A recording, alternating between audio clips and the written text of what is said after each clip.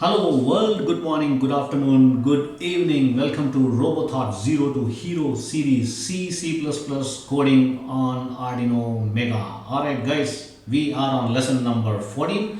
I am going to show you what is a while loop. In the previous lesson I showed you what is a for loop, right? So similarly the while loop is almost similar to a for loop which I showed you previously in the previous lesson. The main difference is that the while loop separates the elements of the for loop, all right, within those blocks. Okay, so let me write a simple example and show it to you, then you can realize the difference between for loop and a while loop, and then I will explain to you line by line. All right guys, so let's get into my IDE. This is my Arduino IDE. I hope you guys are logged in as well. All right, so let's do some coding. So let's say int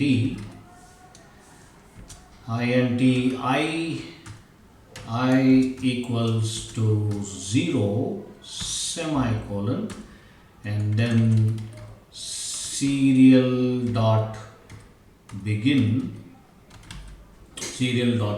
with our 9600 baud rate, that is the speed it accepts to run, with a semicolon as an ending syntax. And then for I showed you how the for loop works, right? Once you put for, the color changes immediately. That means your IDE is accepting the for loop. You are going to initiate for. But for while loop, we need to say while. Okay, like this, while. Okay, while I is less than 10. Okay, I'm just giving an example. Close the parenthesis, and then again you need to open the curly parenthesis, right? The curly bracket for the block, right? How do you open it up, and the closed one is already there at the bottom. Press enter. The indentation has to be followed perfectly. All right, below the while loop there should be two space in between. Twice you can press the tab, or as soon as you press enter it will automatically accept. All right, and then serial dot print open parenthesis, and then in a double quote say I equals to, and leave it as it is because it needs to run from 0 to 9. All right, close the parenthesis and then end with a semicolon. Now you say serial dot print ln for the loop, and for what loop? For I. Okay, I, like this, and then a semicolon, and then to continue the loop you need to say I plus plus, like this. All right, and then put a semicolon. Now let's see, did I miss any parenthesis or a semicolon or any other syntax? No, this looks to be fine. So let's see, let me just compile this code. I'm compiling it, compiling the sketch, compiling the C code. Boom, there you go, there are no errors, so which is a good news. I am going to upload this to Arduino Mega. It's uploading, and it's uploaded successfully. Now let me open the terminal and show it to you guys. Alright, so there you go, the terminal. There you go. So I equals to 0, I equals to 1, 2, 3, 4, 7, 8, 9. The result is exactly the same what you got when you used for loop. But what is the difference, right? You saw the difference what I did. I changed from for to while. Then why is it required? So you will get to know what is the exact difference in the real-time use case when it comes to, for example, when you want to run a couple of motors and a sensor, that's where you're going to correlate. While you run the motor, the sensor has to detect particular, the environment in your robot, and while rotating the motor, blah, blah, blah, all those codes, right?